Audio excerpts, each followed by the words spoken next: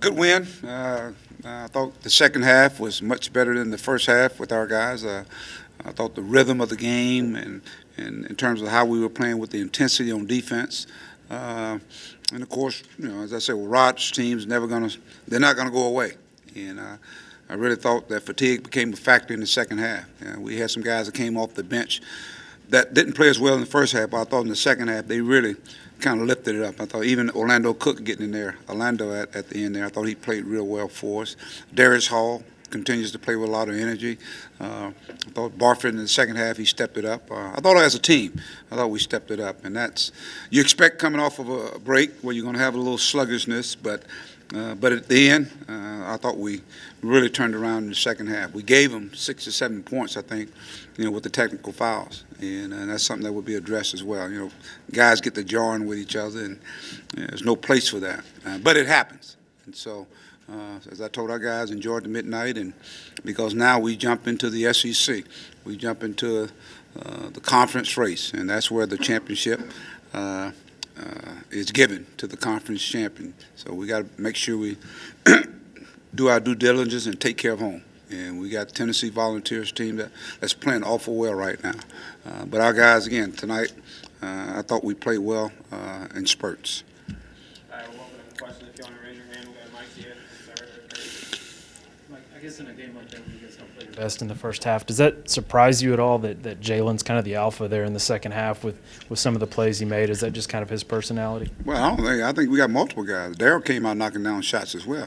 You got to remember now, the shots we had in the second half, we had the same shots in the first half. We just didn't knock them down. The second half, I thought was a little different. We started knocking shots down, and then, of course, I think our defense kind of picked up as well. Mike, you guys only had 9 turnovers. I think it's a 5th straight game with under 10. How good was that to see coming off a break, and just kind of what do you thought about that? Well, I thought it would be more, because it looked like we right there in the second half we started having some uncharacteristic turnovers, but it just tells me we continue to value basketball. That's a sign of you would think a mature team, maybe a good passing team. We'll find out as we go against more and better defensive teams that are going to prepare for us, and can we have ball movement? Can we make that extra pass and knock down shots? Glad to see Daniel go to the glass, and you always kind of judge players in terms of how they play when they're not scoring. And of course, tonight wasn't one of Daniel's scoring night, but he did other things to help us win, and that to me is a mark of a good team. I thought Darryl, he's played really, really well. Eight assists, no turnovers. And then he scored for us as well. So it's, again, we're just seeing this team continue to grow, getting more guys in the fold. Dustin Thomas probably played one of his better games here. I thought he was really engaged defensively, offensively, played with a lot of confidence. I know Jalen talked a lot in the offseason about how he had kind of improved his three-point shooting. I mean, we're 12 games in now. How impressed are you that he's been able to keep this going this long, and that his work has paid off like this? I think the great thing about it is, Jalen is a shot maker. He can make some tough shots, but I think a lot of shots also comes from good ball movement. And I think he's just catching and letting it fly. The time he's put in on it, it's paying off. He's always been a gifted scorer. That's where he's been. But I think now he's playing even a lot more selective. I mean, you look at his numbers tonight, 8 for 12. And in the second half, he really kind of turned it up.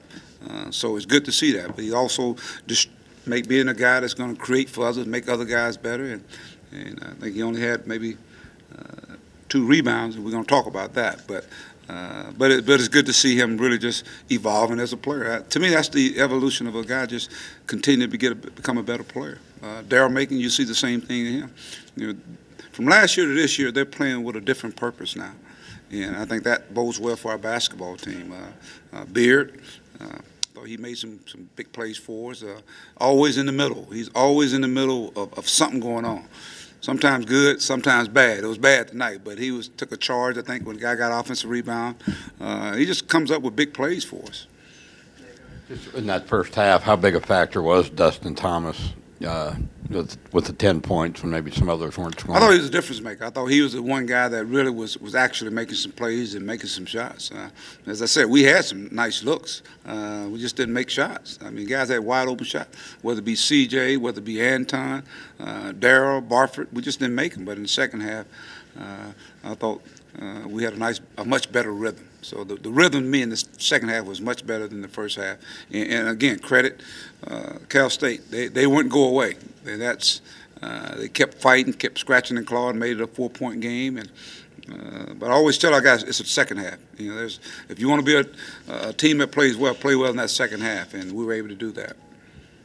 Hey, Mike, do you know exactly what happened on the double technical? Was it just guys kind of jawing at each other? I think the guys just jawing. I think the game was up and down. We had a little momentum, and then I think a foul was called, and guys got into it.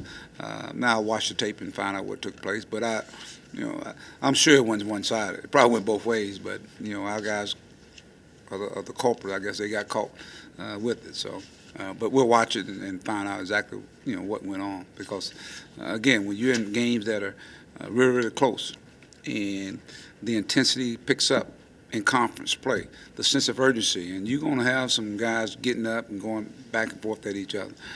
You can't be the ones that come out on that end where you're getting technical fouls. You're hurting the team. To me, it's more selfish than anything else.